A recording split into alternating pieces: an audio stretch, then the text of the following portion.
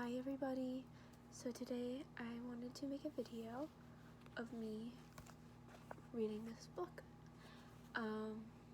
This is for children if you want to show it to your children, or it's for adults or teenagers, or tweens, or older kids who just want to reminisce a little bit and enjoy childhood. So I did buy the entire series of Junie B. Jones books.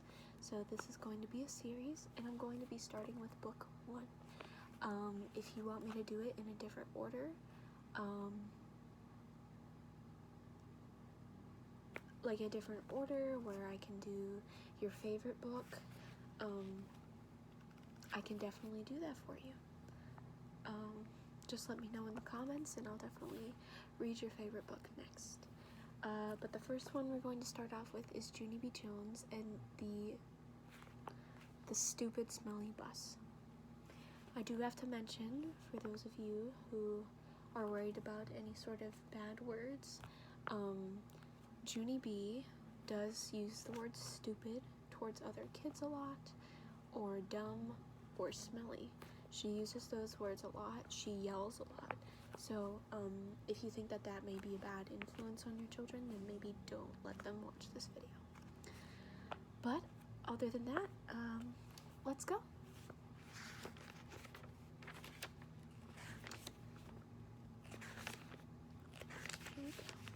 Here we go. Chapter 1, Meeting Mrs. My name is Junie B. Jones. The B stands for Beatrice, except I don't like Beatrice. I just like B, and that's all. I'm almost 6 years old. Almost 6 is when you get to go to kindergarten. Kindergarten is where you go to meet new friends and not watch TV. Today was my first day of school. I'd been to my room before, though. Last week, Mother took me there to meet my teacher. It was called Meet the Teacher Day. My teacher was decorating the bulletin board with the letters of the alphabet. I already know all those letters, I said. I can sing them, except I don't feel like it right now. My teacher shook my hand, only our hands didn't fit together that good. Her name was Mrs. I can't remember the rest of it. Mrs. said I looked cute. I know, I said, that's because I have on my new shoes. I held my foot way high in the air. See how shiny they are? Before I put them on, I licked them. And guess what else, I said. This is my bestest hat. Grandpa Miller bought it for me. See the devil horn sticking out at the sides?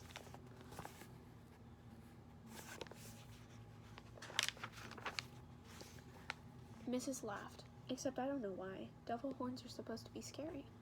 Then we walked around the room and she showed me where stuff was, like the easels where we get to paint, and the shelves where the books are, and the tables where we sit and don't watch TV. One of the tables in the front of the room had a red chair. I would like to sit here, I think, I told her, but Mrs. said, we'll have to wait and see, Junie. B, I said, call me Junie, B. I hollered the B part real loud, so she wouldn't forget it. Sorry about that, my lighting is like wonky. People are always forgetting my B. Mother rolled her eyes and looked at the ceiling. I looked up there too, but I didn't see anything. Are you going to ride the bus, Junie B? Mrs. asked me. I made my shoulders go up and down. I don't know, where's it going to? My mother nodded her head and said, yes, she'll be riding the bus. That made me feel scary inside, 'cause I never rided on a bus before. Yeah, only where's it going to? I asked again. Mrs. sat on her desk, then she and my mother talked more about the bus. I tapped on Mrs. Guess what? I still don't know where it's going to. Mrs. smiled and said the bus driver's name was Mr. Wu. Mr. Wu, said Mother. That's an easy name for Junie B to remember. I covered my ears and stamped my foot. Yeah, only where's the stupid smelly bus going to? Mother and Mrs. frowned. Frowning is when your eyebrows look grumpy. Watch yourself, Missy, said Mother. Missy's my name when I'm in trouble. I looked down at my shoes. They didn't look as shiny as they did before. Just then, another mother and a boy came in, and Mrs. went off to talk to them instead of me. I don't know why, though. The boy was hiding behind his mother and acting very babyish. I can beat that boy up, I think. After that, my mother sat me down and explained about the bus. She said it's yellow, and it's called a school bus, and it stops at the end of my street. Then I get on it and sit down, and it takes me to school. And then your teacher will meet you in the parking lot, said Mother. Okay, Junie B, won't that be fun? I nodded the word yes, but inside my head, I said the word no. Chapter 2. Feeling squeezy. I stayed scared about the bus for a whole week, and last night when my mother tucked me into bed, I still felt sickish about it. Guess what I said? I don't think I want to ride that school bus to kindergarten tomorrow. Then my mother rumpled my hair. Oh, sure you do, she said. Oh, sure I don't, I said back. Then Mother kissed me and said, it'll be fun, you'll see, just don't worry. I did though. I worried very much, and I didn't sleep so good either. And this morning I felt very droopy when I got up, and my stomach was squeezy, and I couldn't eat my cereal. And so I watched TV until Mother said it was time to get ready to go. Then I put on my skirt that looks like velvet and my new fuzzy pink sweater, and I ate half a tuna sandwich for lunch. After that, Mother and I walked to the corner to wait for the bus. And guess what? There was another mother and little girl there too. The little girl had curly black hair, which is my favorite kind of head. I didn't say hello to her though, because she was from a different street, that's why. Then finally this big yellow bus came around the corner, and the brakes screeched very loud, and I had to cover my ears. Then the door opened, and the bus driver said, Hi, I'm Mr. Wu. Hop on. Oh.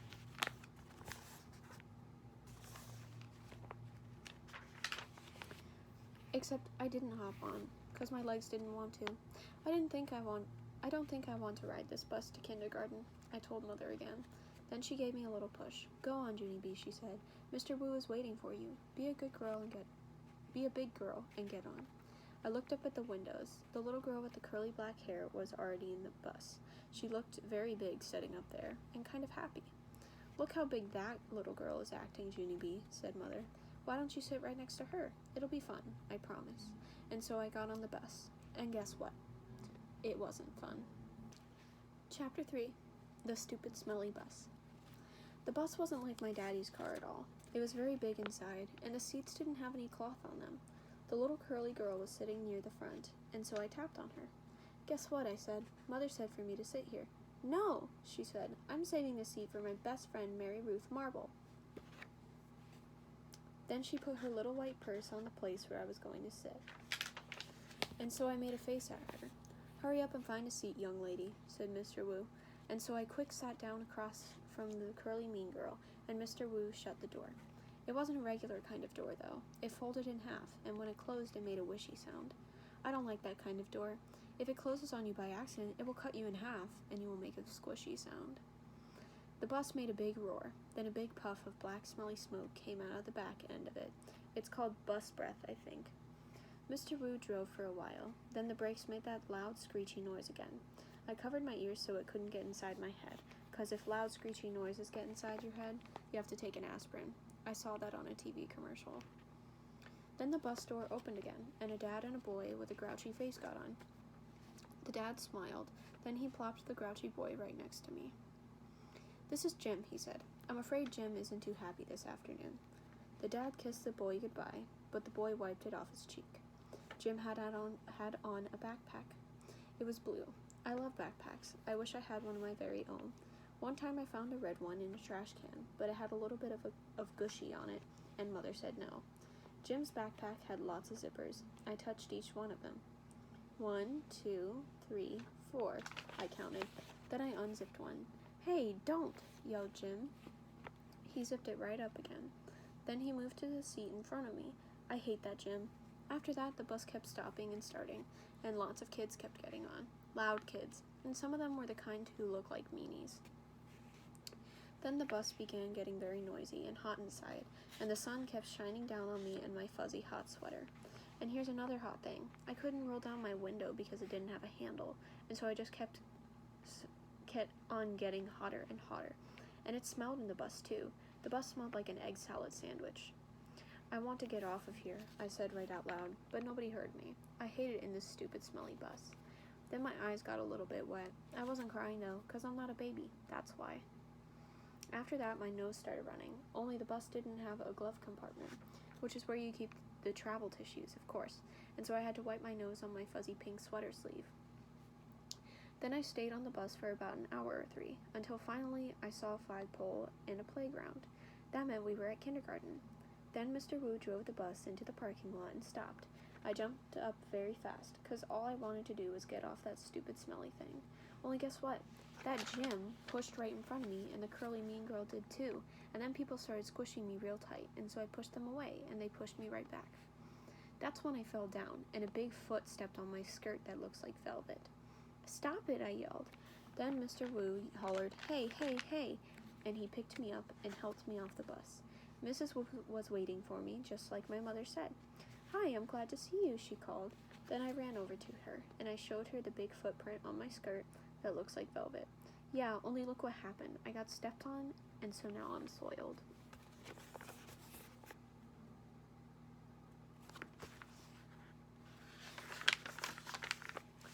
Mrs. brushed it. "Don't worry, Junie," she said. "It'll come off."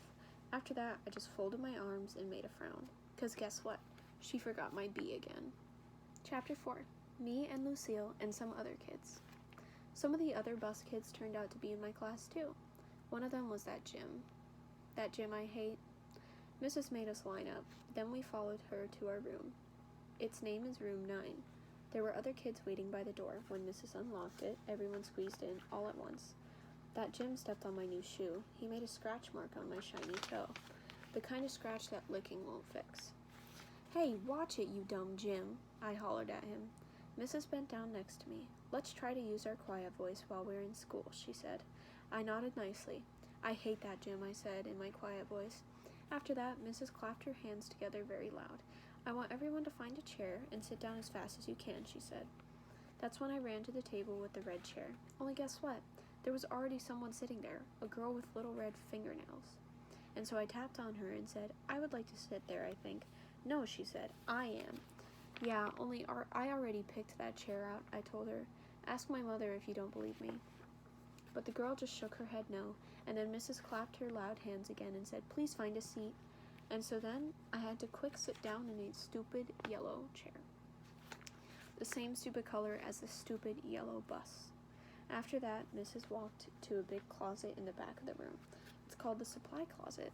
She got out books of new pointy crayons and some white circles. Then she passed them out, and we had to print our names on the circles and pin them to our fronts.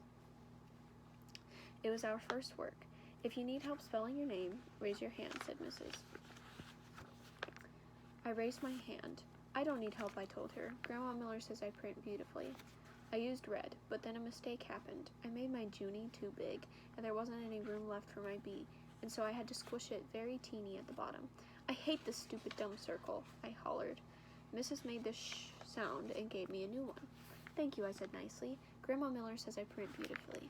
The girl with the little red fingernails was faster than me. She showed me her circle and pointed to her letters. "Lucille. That spells Lucille," she said.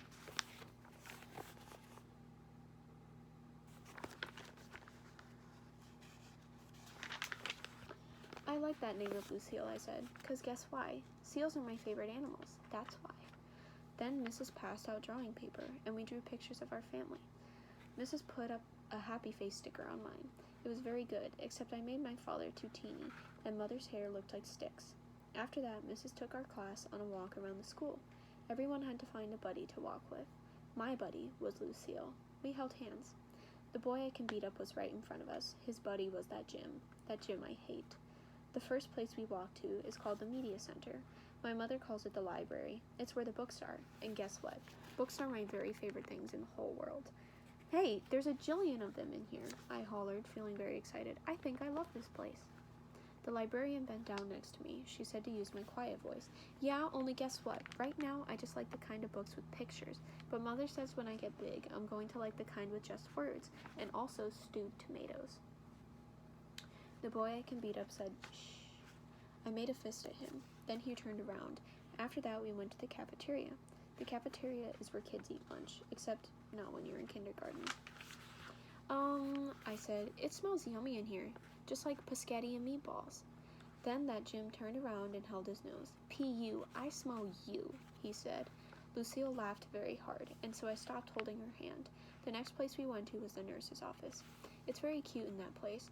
There are 2 little beds where you get to lie down, and 2 little blankets that are the color of plaid. Our nurse doesn't look like a nurse. She doesn't wear white clothes or white shoes. Our nurse is just a regular color. Lucille raised her hand. My brother said that last year he came here, and you let him take off his shoes, and he got a drink of water in just his socks. That Jim turned around again. P.U., I smell your feet, he said to Lucille. This time Lucille stuck out her tongue at him. After that, we held hands again. Chapter 5. Principal. After we left the nurse, we went to the main office. That's where the boss of the school lives. His name is Principal. Principal was a baldy. He talked to us. Then Lucille raised her hand. My brother said that last year he had to come down here, and you yelled at him, and now he's not allowed to beat up kids at recess anymore. Principal kind of laughed. Then he held the door for us to leave. After that, we walked to the water fountain, and Mrs. let us get a drink. I didn't get a long one, though, 'cause kids kept tapping on me. Hurry up, girl, they said. Yeah, only guess what? That's not even my name, I told them. Her name is Junie Bumblebee, said Lucille. Then she laughed, but I didn't think it was a very funny joke. After that, Mrs. showed us where the bathrooms were. There's 2 kinds of bathrooms in our school, a boys' kind and a girls' kind. I can't go in the boys' kind, though, 'cause no girls allowed. That's why. I tried to peek my head in there, but Mrs. snapped her fingers at me. The only boy who got to go into the bathroom was the boy I can beat up. He was jiggling around very much. Then he started running all over the place, and he was holding the front of his pants. William, said Mrs. Are you having an emergency? Then William yelled, Yes! And he ran right in there. The rest of us walked back to our room. I touched Lucille's fingernails. She said that her fingernail polish is named Very, Very Berry. I would like to have my fingernails red too, I said, but I'm only allowed to have the kind of polish that makes them look shiny. Its name is Clear. Clear is the color of spit. I hate clear, said Lucille. Me too, I told her. And also, I hate yellow, which is the color of the stupid smelly school bus. Lucille nodded her head. My brother said when you ride home on the bus, kids pour chocolate milk on your head. Then, all of a sudden, my stomach felt very queasy again, 'cause I had to ride the bus home. That's why. Why did you have to tell me that for, Lucille? I said, kind of grouchy. After we got back to room 9, we did some more work. It was a game to help us learn each other's names. I learned Lucille, and also a girl named Charlotte, and another girl named Grace. Then I learned a boy named Ham, which we eat at Grandma Miller's. Pretty soon, Mrs. clapped her loud hands together. Okay, everyone, gather up your things. It's almost time for the bell. Then I heard a noise in the parking lot. It was screechy brakes, and so I looked out the window and I saw the school bus. It was coming to get me. Oh no, I said kind of loud. Now I'm going to get chocolate milk poured on my head. Then I chewed on my fingers. Get in line, said Mrs. When we get outside, I want all of my bus students to come with me. The rest of you must go to the crossing guard. Everyone was lining up. I was the very last one. Just then the bell rang and Mrs. marched out the door. Then everybody else marched out too. Except guess what? I didn't. Chapter 6. A Good Hider. When you're the very last one in line, nobody watches you. That's how come nobody saw me when I ducked behind the teacher's desk and hid. I'm a good hider. One time at Grandma Miller's house, I hid under the kitchen sink. Then I made a growly sort of sound and sprung out at her. I'm not allowed to do that anymore. Anyway, I stayed scrunched behind the teacher's desk for a while, and then I saw a better place to hide. It was the big supply closet in the back of the room, and so I ran back there very fast, and I squeezed onto the bottom shelf. I squeezed right on top of the construction paper. Most of me was comfortable, except my head was sort of very tight, and my knees were all bended, like when I do a somersault.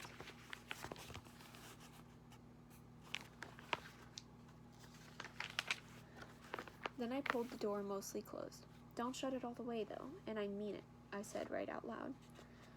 I stayed real quiet for lots of minutes. Then I heard noises in the hall, and some feet came running into the room. Big people's feet, I think. What happened? I heard someone ask. One of my little girls is lost, said a voice that sounded like Mrs. Her name is Junie B. Jones, and she didn't get on the bus. So now we've got to go out looking for her. Then I heard some keys jingle, and the feet went running out again, and then the door shut. I still didn't come out of the closet, though. When you're a good hider, you can't come out for a very, very long time. I just stayed there all bended up, and I told myself a story. Not an out loud story. I just told it inside my head. It was called The Little Hiding Girl. I made it up, and this is how it went. Once upon a time, there was a little hiding girl. She was in a secret spot where nobody could find her, except her head was very tight, and her brain was squishing out. But she still couldn't come out of her spot, or a smelly yellow monster would get her, and also some meanies with chocolate milk. The end. After that, I rested my eyes. Resting your eyes is what my grandpa does when he watches TV after dinner. Then he snores, and Grandma Miller says, "Go to bed, Frank." It's not the same thing as a nap, though. 'Cause naps are for babies, that's why. And anyway, I didn't snore, I just did a little drool. Then finally, when my eyes were done resting, they woke up. And so I came out of the closet and ran right to the window. And guess what? There weren't any cars in the parking lot, and no stupid smelly bus either. Whew, that's a relief, I said. A relief is when your stomach doesn't feel squeezy anymore. After that, I went back to the closet, because while I was hiding, I sniffed the smell of clay, that's why, and clay is my very favorite thing in the whole world. "Hey, I see it up there," I said. The clay was on the middle shelf. I stood on a chair to get it. It was blue and stiff, and so I had to roll it on the floor to make it soft and warm. Then I rolled it into a blue-orange. It was very beautiful, except it had some dirt and hair on it. After I was done, I went to the front of the room and sat down in my teacher's big chair. I like teachers' desks very much. The drawers are so big I could fit in one, I think. I opened up the top one. There were happy face stickers and rubber bands and also gold stars, which I love a very lot. I stuck one on my forehead. Then I found paper clips and red marking pens and new pencils with no points and scissors and travel tissues, and guess what else? Chalk, I said, brand new chalk that's not even out of its little box yet. Then I stood up on my teacher's chair and I clapped my hands together very loud. I want everyone to find a chair and sit down. Today we are going to learn some alphabet and some reading, and also I will teach you how to make a blue-orange. But first, everyone has to watch me draw stuff. Then I went to the board and drew with my brand new chalk. I drew a bean and a carrot and some curly hair. Then I wrote some O's. O's are my bestest letter. After that, I bowed. "Thank you very much," I said. "Now you may all go out for recess." I smiled. Except for not that gym. Chapter 7. Peeky Holes and Spying. After a while, I started to get a little bit thirsty. That's what happens when chalk sprinkles get in your throat. "I would like a drink of water, I think," I said. Then I put my hands on my hips. "Yeah, only what if someone sees you at the water fountain? Then they might call the stupid smelly bus to come get you, and so you better not go." I stamped my foot. "Yeah, only I have to go, because there's dumb chalk in my throat." Then all of a sudden, I got a great idea. I pulled a chair over to the door, and I peeked out the window at the top. I'm a good peeker. One time I peeked right into Grandpa Miller's mouth when he was sleeping, and I saw that dangly thing that hangs down in the back. I didn't touch it, though, because I didn't have a little stick or anything. That's why. Anyway, I didn't see anybody in the hall, and so I opened the door a crack, and I sniffed, because when you sniff, you can smell if there's people around. I learned sniffing from my dog, Tickle. Dogs can smell everything. People can mostly just smell big smells, like stink and flowers and dinner. "Nope, don't smell anyone," I said. Then I ran to the water fountain and drank for a long time. And nobody tapped on me and said, "Hurry up, girl." After that, I stood on my tippy toes, and I tippy-toed to the media center, because I love that place, remember? The media center is kind of like a fort. The shelves are like walls, and the books are sort of like bricks, and you can move some of them around and make peeky holes. Peeky holes are what you spy out of. Then, if you see somebody coming, you can make your breath very quiet, and they won't find you.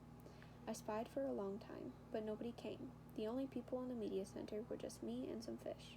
The fish were in a big glass tank. I waved at them in there. Then I stirred them with a pencil. I love fish very much. I eat them for dinner with coleslaw. Just then, I saw my most favorite thing in the whole world. Its name is an electric pencil sharpener, and it was sitting right on the librarian's desk. "Hey," I said, very excited. "I think I know how to work that thing." Then I looked in the desk drawer, and guess what? There were lots of brand new pencils in there. And so I sharpened them.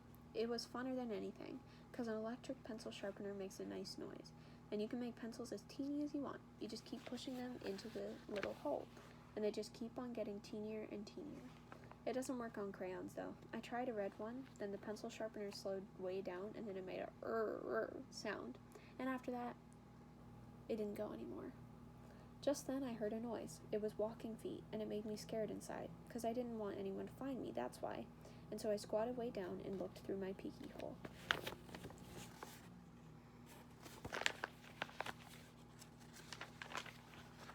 Then I saw a man with a trash can. He was singing "Somewhere Over the Rainbow." That's a song I know. It's from my favorite movie, which is called The Wizard of Oz. The man with the can didn't see me. He walked down the hall. Then I heard him go outside. I stayed squatted down for a long time, but he never came back. Whew, that was a close one, I said. And so, then I ran to find a better place to hide. Chapter 8. The Dangerous Nurse's Office. Guess where I ran to? Straight to the nurse's office, of course, because there's those little plaid blankets to hide under. There's also neat stuff in there too, like a scale to weigh yourself and a sign with a giant E and other letters. The nurse uses the sign to test your eyes. She points to the letters and you have to yell out their names. You have to yell the E the loudest. That's how come it's so big. And guess what else I saw in the nurse's office? Band-Aids, that's what. I love those guys. They were on top of the desk, and so I opened the lid and I sniffed them. I said, 'cause Band-Aids smell just like a brand new beach ball. Then I dumped them out. They were the most prettiest Band-Aids I ever saw. They were red and blue and green, and also yellow, which is a color I hate. And they were different shapes, too. There were squares and circles, and some were that very long kind, which are called Tingles, I think. I put a green circle on my knee. That's where I fell down on the sidewalk last week. It's mostly all better now, but if I press it very hard with my thumb, I can still make it hurt. After that, I put a blue tangle on my finger. That's where I got a splinter from the picnic table. Mother pulled it out with tweezers, but there's still some table in there, I think. Also, I put a red square on my arm. That's where Tingles scratched me, because I got him all wound up. Just then, I saw the nurse's purple sweater. It was hanging on her chair. I put it on. Now I'm the nurse, I said. Then I sat down and I pretended to call the hospital. Hello, hospital, it's me, the nurse. I need some more Band-Aids and some aspirins and some cherry cough syrups, only not the kind that makes your mouth feel freezy. And I need some lollipops for when kids get needles. And also I need a little stick or something in case I have to touch that dangly thing that hangs down in your throat. Then I pretended to call room 9. Hello, missus, please send that Jim to my office. I have to give him a shot. Just then, I saw my most favorite thing in the whole world. They were near the door, and their name is crutches. Crutches are for when you break a leg. Then the doctor puts it in a big white cast with just your piggy sticking out, and you can't walk on it. And so she gives you crutches to swing yourself. I ran over and picked them up. Then I put them under my arms, only they were way too long for me, and I didn't swing that good. And so then I got another idea. I carried them to the nurse's chair, and I climbed up there so I was real tall. And then I put the crutches under my arms, and they fitted just right. After that, I stood on the edge of the chair, and I leaned forward very slow, except then a terrible thing happened. The chair was on wheels, and it rolled away from my feet. And I got stuck on the crutches way high in the air, and I was very dangly up there. Hey, I shouted, get me down from here. Then I wiggled around, and one of the crutches slipped, and I came crashing down, and I banged my head on the desk. Ow, I yelled. Ow, ow, ow. Then I picked up the phone again. I quit this stupid job, I said, and then I ran out of there very fast, because the nurse's office is a dangerous place, and crutches aren't my favorite thing. Chapter 9. Zooming speedy fast. I like running inside the school. It's funner than running inside your house. In school, you can zoom with your arms out like a jet plane, and you don't knock over the furniture. And also, the head doesn't get broken off your mother's bird statue, which used to be a blue jay, I think. I zoomed straight to the cafeteria, because there's a lot of tables to hide under in that place. Only when I tried to open the door, it was all locked up. And so then I ran to another room across the hall, only that stupid door was locked too. Hey, who did all this dumb locking? I asked. Then I started jiggling up and down, because I was having a little bit of a problem, that's why. The kind of problem that's called personal. And it's about going to the potty. And so all of a sudden I had to run down the hall speedy quick, right to the girls' bathroom. Only guess what? When I got there, that stupid door wouldn't open either. And so I kicked it, and I hanged on the handle, because I weigh 37. Open up and I mean it, I yelled. But the door kept on staying shut. It's emergency, I shouted, and then all of a sudden I remembered about that boy I can beat up, because he had emergency too, and he got to go into the boys' bathroom. And so I zoomed across the hall, and I pulled on the boys' bathroom door, but that dumb thing was locked too. Stupid, stupid doors, I hollered. After that, I started to jiggle up and down very fast. Oh no, now I'm gonna have an accident on my skirt that looks like velvet. Only just then I remembered something else about emergencies, because Mother told me what to do if I ever needed help. And its name is call 911. And so then I ran back to the dangerous nurse's office, because that's where the phone was, of course. And then I picked it up, and I pushed the 9 and the 1 and another 1. Help, this is an emergency, I yelled. All the doors are locked in this place, and now I'm going to have a terrible accident. Then I heard a voice on the other end. She said for me to calm down. Yeah, only I can't, 'cause I'm in big trouble, and I'm all by myself, and I need help real bad. Then the lady said to calm down again, except for I couldn't stand still, and so I just hung up and ran out of there. And I just kept running and running till I got to the big doors at the end of the hall. And then I run right outside, 'cause maybe there might be a little toilet out there or something, except I didn't see one. All I could hear was sirens, loud sirens all over the place, and they kept on getting closer and closer. And then a big green fire truck came zooming right around the corner, and a white police car and a fast red ambulance. And guess what else? They turned right into the school parking lot, and so I stopped jiggling for a second, and I sniffed the air, only I couldn't smell any smoke. Then I heard a grouchy voice. Hey, hold it, Missy, it yelled, and I got very scared inside, 'cause Missy's my name when I'm in trouble. I turned around. It was the man with the can, and he was running at me.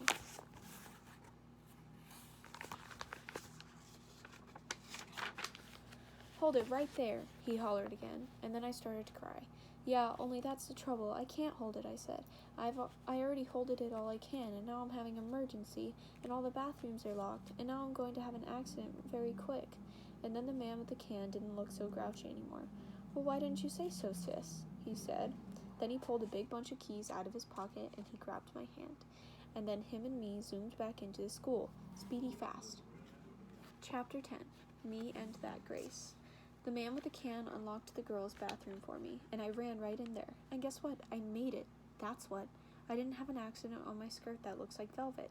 Whew, that was a close one, I said. Then I washed my hands at the sink, and I looked in the mirror, and the gold star was still on my forehead. It looked very beautiful up there. After that, I went into the hall, and the man with the can bended down to me. Everything okay, sis? He said, and so I nodded my head. I holded it, I said, very happy. Then all of a sudden, there were lots of people running at us. There were firemen and policemen, and there was a tall lady rolling a bed on wheels. Hey, I said to the man with the can, what happened? Did somebody get run over in here or something? Then I saw Mrs. and Principal and Mother. They were running at us too. And the mother bended down and hugged me very tight. After that, everyone started talking at once, and nobody was using their quiet voices, and nobody was smiling either. Principal started to ask me a jillion questions. Mostly they were questions about hiding in the supply closet. I'm a good hider, I told them. Principal acted a little bit grumpy. He said I wasn't allowed to do that anymore. When you go to school, you have to follow the rules, he said. What would happen if every boy and girl hid in the supply closet after school? It would be very smushy in there, I said. Then he made his eyes frowny. But we wouldn't know where anyone was, would we, he said. Yes, I said. We would all be in the supply closet. Then Principal looked up at the ceiling, and I looked up too, but I didn't see anything again. After that, Mother looked at my band-aids. Did you hurt yourself, she asked. And so I told her all about the dangerous nurse's office, and then I showed her the nurse's purple sweater, and she made me give it back. After that, everybody started leaving, the firemen and the policemen, and also the tall lady with the bed. Then finally, my mother got to take me home. And guess what? I didn't have to ride on the stupid Smelly bus. Except the car wasn't that fun, because Mother was grouchy at me.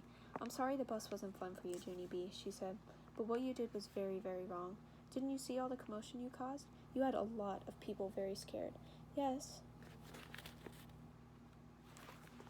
But I didn't want chocolate milk poured on my head, I explained to her. That's not going to happen, growled Mother, and you can't just suddenly decide for yourself not to ride the bus. Hundreds of kids ride buses every day, and if they can do it, you can do it too. Then my eyes got wet again. Yeah, but there's meanies on that thing, I said all sniffly. Then Mother stopped being so growly. What if you had a friend to ride with, she said. Your teacher told me there's a girl in your class who will be riding the bus for the first time tomorrow. Maybe you could sit together. Would you like that? I made my shoulders go up and down. Her name is Grace, said Mother. Grace? I said, hey, I know that Grace. I learned her today. And so when we got home, Mother called that Grace's mother, and then they talked, and then me and that Grace talked too. I said hi, and she said hi, and she said she would sit with me. And so tomorrow I get to take my little red purse on the bus, and I get to put it on the seat next to me so nobody will sit there. Nobody except for that Grace, of course. And then she and me might get to be buddies, and we can hold hands, just like me and Lucille.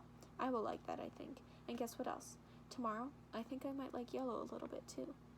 So guys, that was Junie B. Jones and the stupid Smelly bus. It's kind of short now that we're older. If you're younger, I hope you enjoyed the story, and I hope you really liked it. This is one of my favorite books ever. One of my favorite series, I should say, ever, from when I was a kid, so I hope you guys enjoyed it just as much as I did, and I hope you guys come back for the next episode of me reading these.